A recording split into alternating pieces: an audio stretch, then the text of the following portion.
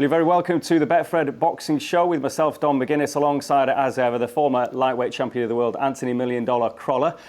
An action-packed one, of course, because there's a lot to look forward to in terms of a brilliant fight card headlined by Josh Warrington, who takes on Mauricio Lara. And as I'm sure you can see, we've got the main man himself, the head of Matchroom Boxing, Eddie Hearn, is with us. And Eddie, I've got to start first and foremost with what's very exciting news from Betfred's point of view, and I'm sure it is from Matchroom's, this partnership deal, a year-long deal where Betfred and Matchroom will be working together. Yeah, it's fantastic. I mean, we know the growth of British boxing over the last couple of years, particularly, and we've done bits and pieces of work with Betfred. It's always been a great relationship, of course, with snooker as well and the World Championships. Betfred, a long-standing partner with us there, and we're delighted to, dry the ink of a one-year deal.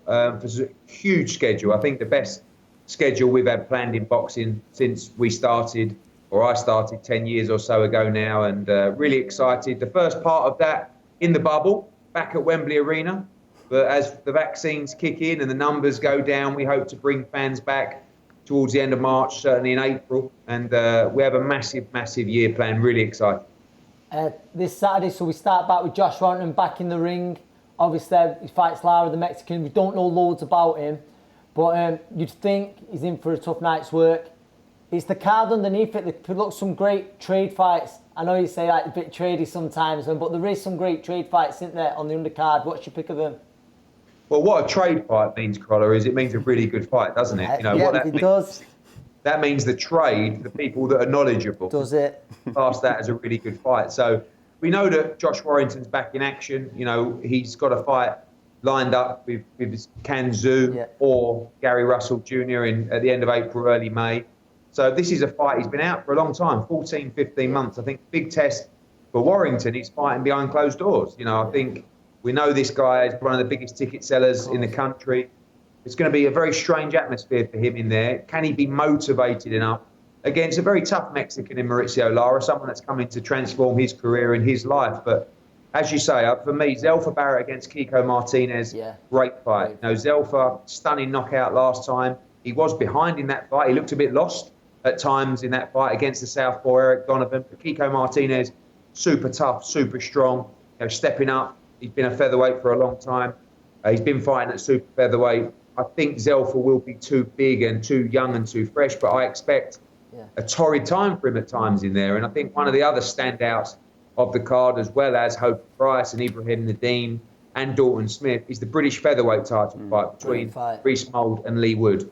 Lee Wood also teamed up with Ben Davison. He looks really sharp. He looks like he's sitting down his punches. Looks like his power's really on point. And I always love a British scrap, particularly a vacant belt, because two very good fighters looking to realise one of their dreams in winning that beautiful belt. Eddie, it is interesting when we talk about Josh Warrington behind closed doors for obvious reasons because of the crowd that he brings and everything else, but he's a very mentally strong character. He would have only be thinking about having the arm raised because he knows what that means in terms of those fights. Maybe it's a Russell, it's a Kanju, which was meant to happen. And, those opportunities that he has. After coming through the likes of Selby and Frampton, you can't really see him slipping now, can you? Well, I hope not. And I think that, he's a big favourite to beat Mauricio Lara. I love bringing over Mexicans and I love bringing over guys who I know their teams. Mauricio Lara is part of Zelfa Promotions, Sean Gibbons behind him. So he's not as good as Josh Warrington, quite frankly, but what he is, he's very, very tough. He can punch as well, and he'll be in there till the end. As long as he can stay on his feet and keep trading, he'll be doing so. Josh Warrington is so desperate for a major fight, so much so that he vacated his championship belt. And I think this is a big moment for boxing where we see fighters sort of stand up and say, look, I've become world champion. I've defended it multiple times against some big fights. The Carl Frampton fight, the best example of that. And now I need to fight the very best. And if my mandatory stops me from doing that, then I'll let go of the belt. Because I need to fight Gary Russell. I need to fight Kanzu. I need to fight Navarrete. And what he really wants is that Ring Magazine Championship. And, Anthony Crolla, unfortunately, fought for it twice and couldn't capture it along with his World Championship. But he will tell you how important that belt is to a fighter. To win the Ring Magazine title tells you you are the number one in the division, and he is ranked number one with the Ring magazine. It's a vacant belt. He needs the dance partner, and hopefully that will come in late spring. Good. You mentioned before something crazy like the schedule of 12 shows in 8 weeks, something like that. I think I know what you're going to say. What's your pick of them? You pick one fight out of those. What's your pick of them? Is it next week? Do you know what? It probably is, actually. I mean, I think, you look at the schedule, you look at Canelo Alvarez, you look at, of course, White Povetkin 2, tremendous fight. Lawrence Okoli fighting Glowacki for the world title. Conor Benn against Sammy Vargas. Chocolatito against Estrada 2, unification is right up there. But for me, Crolla, it's Josh Kelly against David Avanesian. Yeah, I'm with you. We've been waiting for this fight for so long. And, you've got the narrative there, haven't you? You've got Neil Marsh, you've got Adam Booth, you've got the history, what happened, who said what. And you've also, by the way, on that card next week, got Brian Charlton against Florian Marku, which is another great fight as well. But for me, Kelly Avanesian is like that magical moment where you've got this wonder kid, great blue eyes, looks $1 million, and then you sling him in against an absolute animal in Avanesian, and you get to find out if Josh Kelly's the real deal. So as good as the schedule is, 12 cards in 8 weeks, Kelly Avanesian is definitely one that I really can't wait for. Just mentioning the Charlton Marku fight, though, do you think either lad will let his hands go? Well, they better, otherwise they're in trouble. I've been around long enough now to actually talk fights up, and sometimes they don't deliver. I think Marku against Charlton is one that I can honestly sit behind with full confidence and say this is going to be an absolute war. I mean, even if Florian Marku tries to move and box, which I think he will actually, Ryan Charlton won't allow him to. He's going to walk him down. He's going to let his hands go. He's too inexperienced to do anything else. Yeah. They're both inexperienced, to be honest with you. And they're both on the big stage and behind closed doors in that unique atmosphere. Sometimes you just lose your mind, and I think those two will lose their mind next week. And I think you'll get a cracker. And Kelly Avanesian, again, I keep playing that out. I've never seen Josh Kelly in this kind of shape before. Adam Booth's been keeping me in the loop. He's been sending me videos. He's absolutely perfect for this fight. So, and Avanesian looks as strong as a bull. Carl Greaves and the team done a great job. We've only got about 10 days to go. 10 days, just lock them up, put them in cotton wool. The postponements, obviously, it's heaped a bit more pressure on Kelly, maybe. But looking at the schedule anyway, going forward, and obviously you're going to be busy, as Anthony says, for a good while yet, and with fights in Miami and all the rest of it. But it's the law that you've got to ask Eddie Hearn about Anthony Joshua, Tyson Fury. It's not my fault, Eddie. Nothing to do with me. It's the actual law. So is there anything you can tell us? Bob Arum phoned me 2 nights ago and said, look, I think you should stop talking about Fury Joshua. I said, why? I said, well, because if you do, I'm going to have to talk about it. And, then I said, but I'm getting asked about it 10 times a day. What do you want me to say? So the truth is we've sent a contract to Bob Arum and Top Rank. They have come back with their points, which are quite minimal. And we're working through them. I mean, I keep saying 2 weeks. And I think I'll stay safe and say 2 weeks. But our plan is to get this fight announced, to let the public know both guys have signed for this fight, and then we will go out and talk to the relevant sites and countries where we've had approaches for and box in the official site and the date. So that'll be the process, and hopefully you'll get that first announcement to say done and dusted in the next 2 weeks. And Ed, I was just thinking in terms of now, it's nearly a year since the world was turned on its head in terms of the pandemic, and you've obviously managed to get things over the line in the garden. You've been cracking on behind closed doors, and now you've got this big schedule in 2021 to start the year off.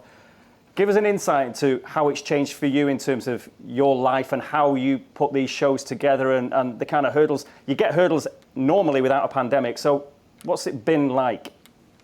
Well, my maths has improved from the homeschooling. I mean, that's probably I actually got, this is a true story, that the other day I was doing a maths lesson for my daughter on Zoom with my daughter.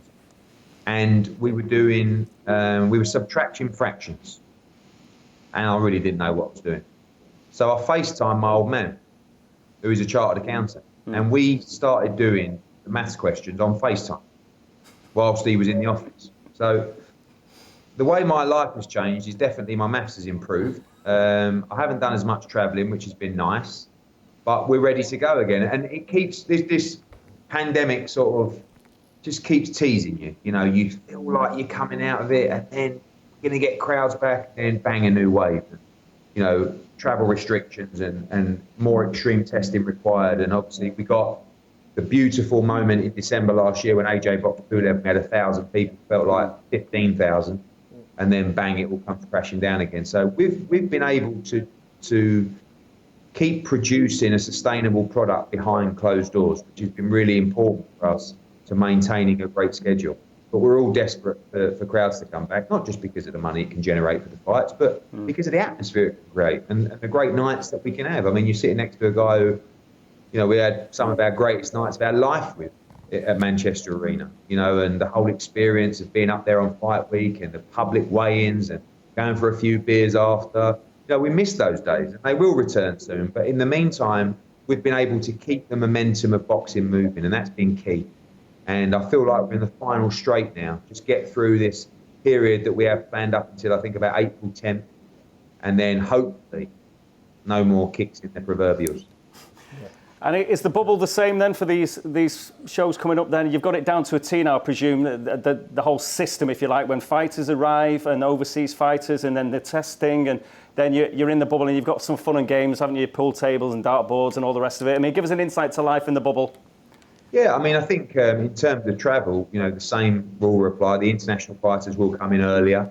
The home fighters and the domestic fighters will come in normally Tuesday of fight week. They all arrive today. They got tested today.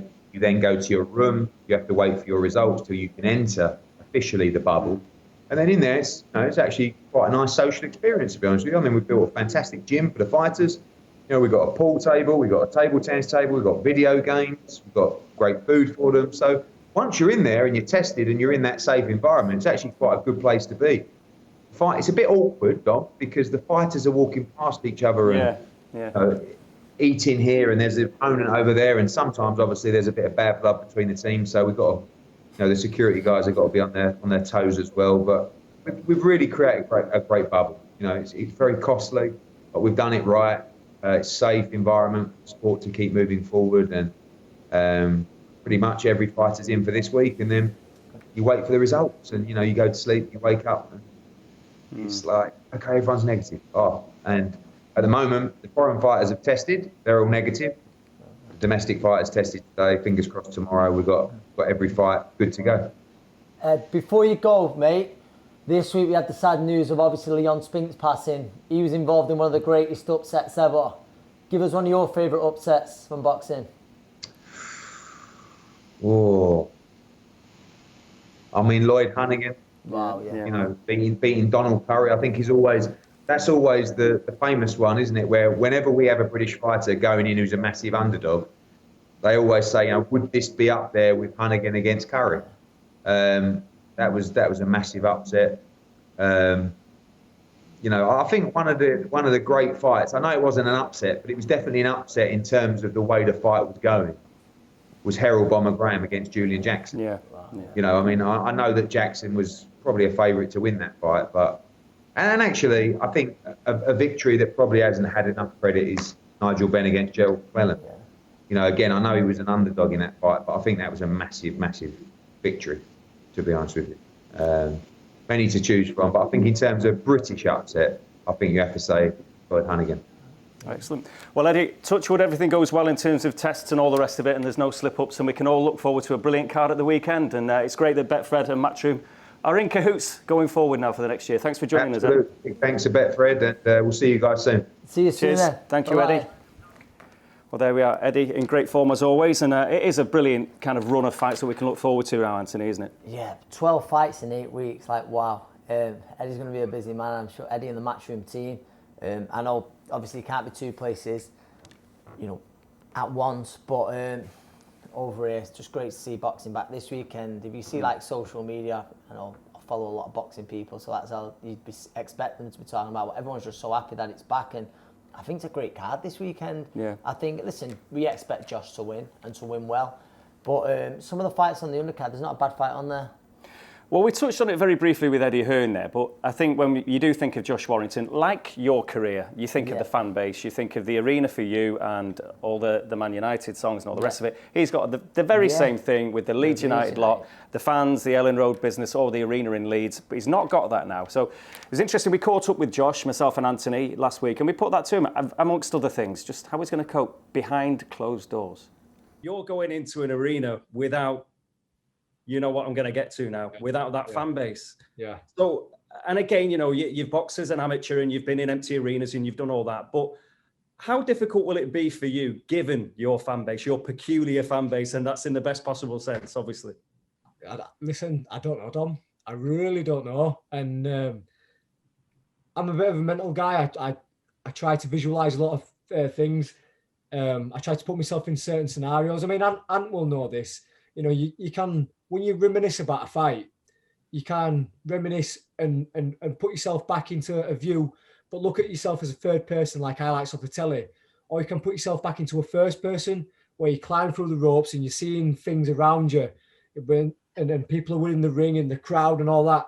Now, I've tried to do that, but without a crowd. Ultimately, when the first bell goes, you know, you are in the bit of a zone anyway. Yeah. But for 6 or 7 years, headlining shows, I mean, 10 times I've headlined Leeds Arena, Manchester, Ellen Road. I'm used to that now. I'm like, when you're walking from through the corridors, from the change rooms, it's like nice and quiet. All of a sudden, you know, floor guy will call you through. Come on, Josh, here you come. Then you're like, right, over to the MC. And that's it then. I'm stood on the podium looking about and I'm meeting eyes with people. And like for a split second, you might see Dave, who you might never see again, but he's there at your fight and he's with you. And it's like you feel that emotion. And I clock eyes with these people and it's like, it's go time now. It's time, and that's what switches me on. And over the years and the experience, that has been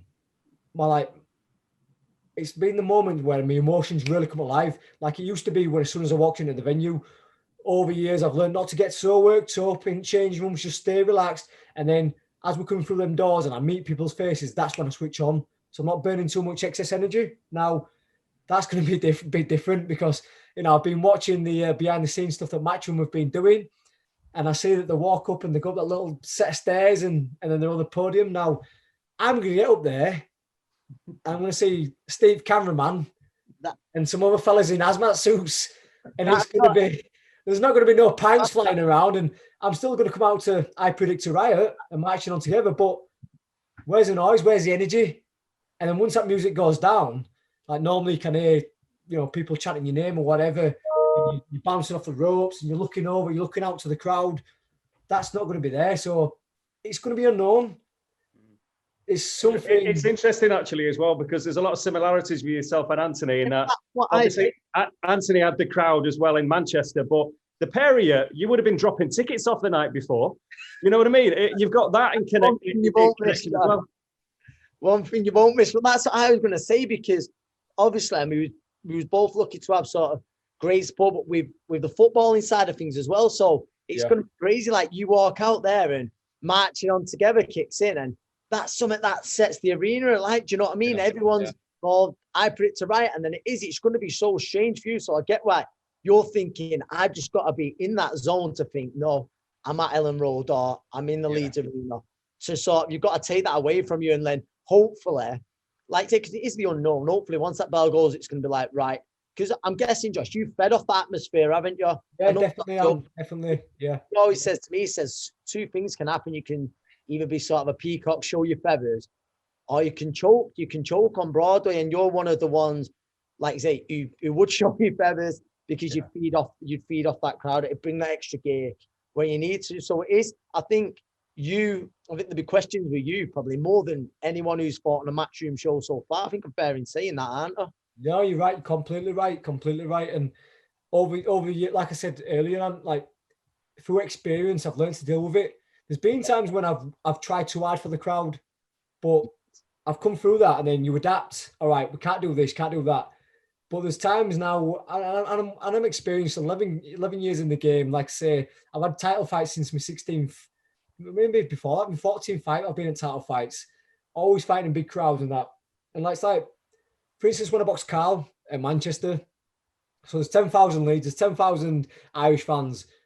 And in a way, like, they went against him because he would have a bit of success and then the crowd would roar and then make him bang his gloves together and he'd come forward. Now, I wanted that. Yeah. But at the same time, when I would have been success and I'm throwing the shots and I can hear the roar, I'm going again. You see what I mean? I was like, you feed off that energy. But Dom's right in what he's saying as well about the little things about dropping the tickets off and things, because I've still got a circle I always see, and it's like regimented. You know, there's like a family called the Poolies. I always go see them guys. I have a cup of tea on a Sunday. They get the neighbours round. We have a chat. How's training been going? And when I start talking about the fight, heart starts going, adrenaline starts going, and like, it don't matter who it is. As soon as I'm talking about it, I get worked up. Now, I ain't had all this, and it's like, only thing I've heard and read is, oh yeah, it's going to be an easy fight for Josh, and I don't want that.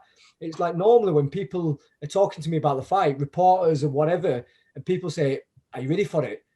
I like that because it's like, I need to be ready. It's just a reminder. Now, I ain't had that. So I've had to kind of just build him up in myself. You know, consciously, I've made me old fella constantly be pecking me head, shouting and screaming and saying, listen, you're going back to 10 rounders and international fights for the rest of your career if you slip up here. Now, most people that would unsettle them. But for me, I need that. I need him to say shit like that, because all of a sudden, I'm sparked. You know what I mean? It's like I'm sharpened between the ears a little bit more. Right, what do you want me to do now? All of a sudden, it's a different focus. So it has been a bit different, not having just the interaction, what we normally do. You know, I'm always accessible at press conferences. I'm always accessible at open workouts. And like I say, my tickets. And you used to be yourself, and so taking that away, the building up to it is unknown.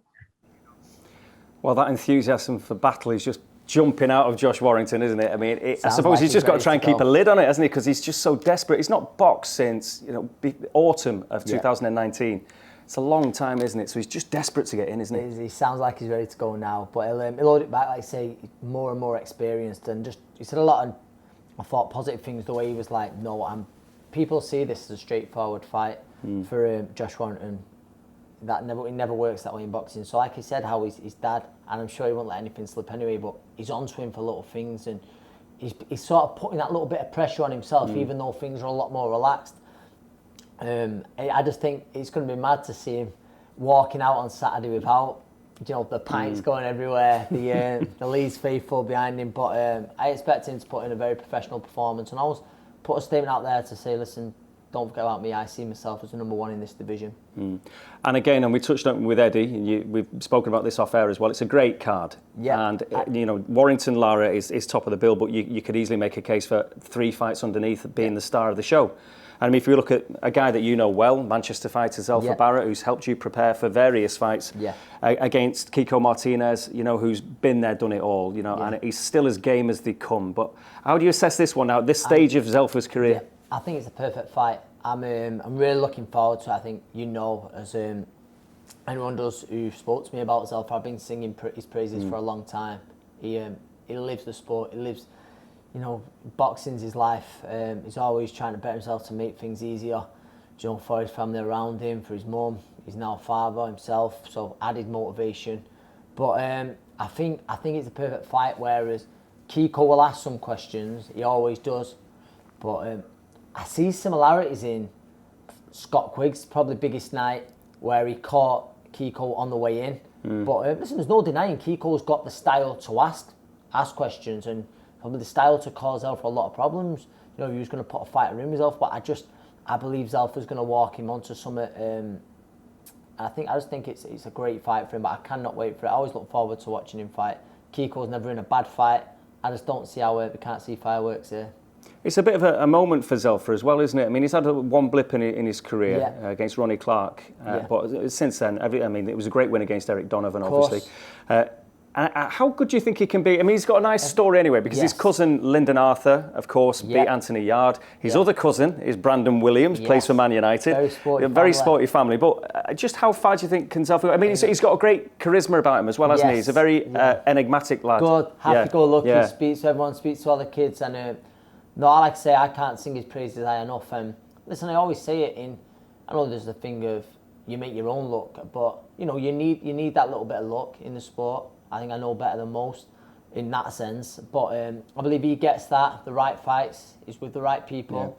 Yeah. There's no reason why he can't win world titles. He's got the talent to do so. I think eventually, you know, we'll see him move up sort of to lightweight. But skills in abundance and very heavy hands. Elsewhere on that card as well, Lee Wood, Reece Mould, you've got Dalton Phillips is on there as well, Ibi Nadim and Hopi Price. Yeah. Real prospects coming through. I believe, like you say, I'm really looking forward to the Lee Wood, Reece Mould one. It's obviously there's been a change. Well, he's unbeaten again, Mould, isn't he? That's a really interesting one. He's with Sean O'Hagan, so a busy night for him. I think a seriously underrated trainer. They fancy it a lot. Lee Wood is now with Ben Davison. Which a lot of people fancied him to win the golden contract before he ran into Jazza Dickens. Ibrahim Nadim in a real fight against Johnny Phillips. He's not an easy night works for anyone. Dalton Smith, who in my opinion might just be the best prospect in British boxing. He's a good fighting Ishmael Ellis, and the return of Opie Price, another huge talent. Some people might think he's the best talent prospect in British boxing. I think it's a great card, like you say, those fights. Main event, like you say, people expect Josh to do the business, but you don't get many easy nights work with fighters that come over from Mexico, so we'll see. Well, you did mention there, excuse me, that Lee Wood obviously was favourite for the golden contract till he ran into Jazza Dickens, who now has this incredible opportunity for the vacant IBF featherweight title that Josh Warrington has had to vacate. He's going to face Kid Galahad again. Jazza is vastly improved. Massively. Kid Galahad, we know, is a box of tricks and awkward, and the Ingle style and all the rest of it. How do you see that one? I mean, what a great opportunity for both lads for a start. The IBF world title on the line. It's of course, and deserved as well. They're both earned, but obviously, Kid Galahad was mandatory. Jazz has certainly earned his shot. I'm going to dread picking a winner for this. You know, nearer the time. Oh, you're not going to do that again, are you? No, I'm not sitting on the fence. I'm going to have to pick a winner for a little bit near the time, but I think you made a point there. Jazz is vastly improved, but I also believe Kid Galahad is as well. I think both very, very strong at the weight. And obviously, I think the last time, I think it was the extra strength from Galahad that, you know, seeing him home, he come from behind, to win by stoppage, but that was at a weight that I believe Jazz had outgrew. So this time you wouldn't expect that. Both, like I say, both big featherweights. It's it's one of the domestic showdowns this year to certainly look forward to, but I was very impressed with Jazza in the fight. Well, certainly with the Lee Wood fight, but also with Ryan Walsh as well. And I think it was sort of the perfect fight pre-Galahad, for him. But that's a fight I can't wait for. I'm glad it's getting made, and I'm glad we're going to see it on UK soil, you'd think. Yeah. Well, you said it earlier when we were talking to Eddie Hearn about Leon Spinks, who's passed away. And it's again, every week, unfortunately, you mourn the loss of big boxing figures. There was Tony Burns, who's the coach at Repton, that quite rightly has had a lot of attention from those in the boxing family in terms of the impact that he's had on kids in East London and beyond. And the world champions like Darren Barker that he's helped create in more modern times. I think he's had 3 or 4 world champions. But now, again, Leon Spinks, if we're going stateside, who, of course, shocked the world in some way when he beat Muhammad Ali in his 9th professional fight. He was an Olympic gold medalist, a real talent. Again, the wheels came off his career, but that was a super shock, the Spinks-Ali fight, the first one. One of the biggest upsets. I know you could argue, I think it was pretty common knowledge. Ali was at the back end of his career, but it was still a huge, huge upset. And I know Leon Spinks, an Olympic gold medalist, but it was his 9th fight. It was seen as at the time as a huge upset. And like you say, you've got to look at that. He's an Olympic gold medalist. I was seeing footage where he stopped the Cuban in the 3rd round just the other day. He's gone on to be heavyweight champion of the world. He's been a massive success. Even though in his professional career he suffered quite a lot of losses, but he was in with your Larry Holmes, Dwight Mohammed Khalid. He was in some unbelievable with some unbelievable fighters. But sad times, and you mentioned Tony Burns there. I know sort of any people involved in boxing, like went from being a schoolboy, you knew you got to the national finals. Not just if you got a Repton kid who was in for a tough night work, but they would have a good 5 in national finals every single year in every tournament. And just, I think the history and what he's done, for that club and the amount of lives he's changed, the amount of champions created, it's something that we've got to celebrate. Yeah.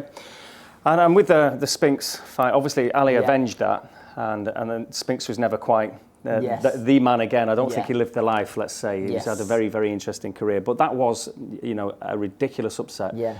So again, you asked Eddie the question before. Yeah. So what are your upsets? Which are the ones that jump out at you? Eddie actually mentioned one there. I mean, listen, the obvious one is the Hunnigan one, but the one he mentioned for me was the Nigel Benn, Gerald McLennan. It was huge at the time. You've got to remember, I was only young, but I remember watching it Saturday evening at my nana's and granddad's, and we were watching it there, and this McLennan was a wrecking machine. Yeah. It was the confidence of him. It was, and listen, let's not forget, it was very nearly over inside the first minute or two.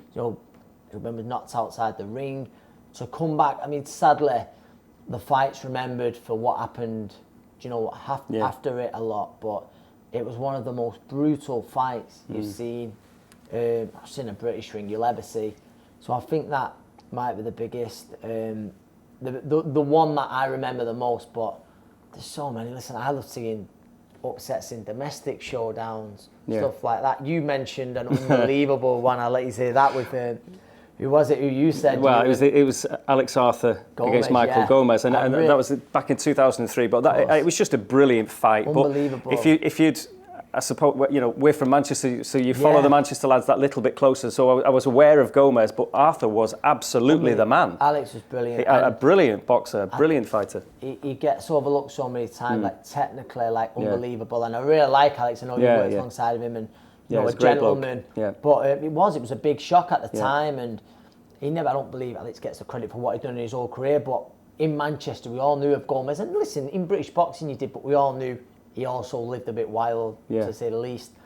That was the one fight where he got took away and dedicated himself the way he should have done. And it's sad in a way, because a lot of fighters go, that Gomez might have gone on to achieve great things, but unfortunately we couldn't get that Mike all the time. But what a great night, the atmosphere, it was unbelievable. And there's so many, but when you look, like I say, it's not always at a world level. That was for a British title, and I think Eddie mentioned it earlier with your Leewood, Rees Moore, and I say it all the time, you very rarely see a bad British title fight. And there's been so many others in recent memory. I mean, just recently, Joe Joyce, there was an upset. Yeah, that was. Yeah. I mean, obviously, Joshua Ruiz was a huge upset. Massive. You could say Fury, Vladimir Klitschko was an upset.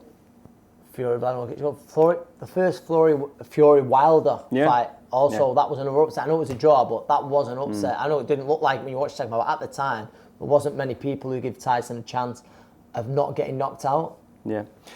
Well, there we are. Good stuff. Now, again, just finally, Mark Breland's been saying some interesting things, because you touched then on Wilder, we're talking about Wilder. He's come out and he's had his say, because I think he was the fall guy, wasn't he? Yes, he was. Absolute fall guy. And that's it's nearly a year ago. It's scary. Crazy, that, isn't it? Time flies. It's and like I say, that was one of the last big shows we've seen with a crowd. It's listen, it's sad what's gone on, and where you almost worry about Wilder, some of the things he's saying. I know recently. But some of the stuff Breland's saying doesn't make sense either, does it? Breland's had his opinion, how he now thinks Wilder's finished and stuff like that. But for Wilder to come out, then he's just let himself down. He's let himself down again by saying how Breland, he just wished he would have had his career, in his amateur. Breland was an unbelievable amateur, unbelievable. Wins world titles, he's just not helping himself, and I just wish someone would take Deontay Wilder off social media, away from interviews, until he's back in the ring and back to winning ways. Right. Just give us a word from your own stables, if you like. Obviously, you've got the two stables, if you like. You've got Bolton with Joe Gallagher and all the trainers, all the people you've trained alongside for years.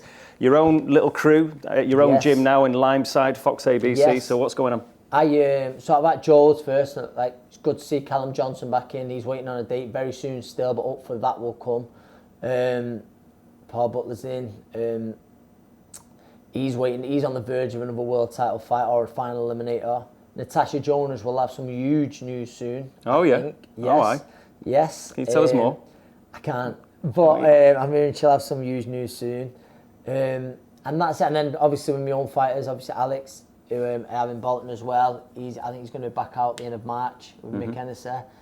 And the other 2 fighters there just ticking over. And Rhiannon Dixon, I'm hoping I will end up in one of those bubbles, either with you guys or her, and she'll fight. And I sing her praises a lot. But once she gets her opportunity, she will take it, and we'll see a lot more of her.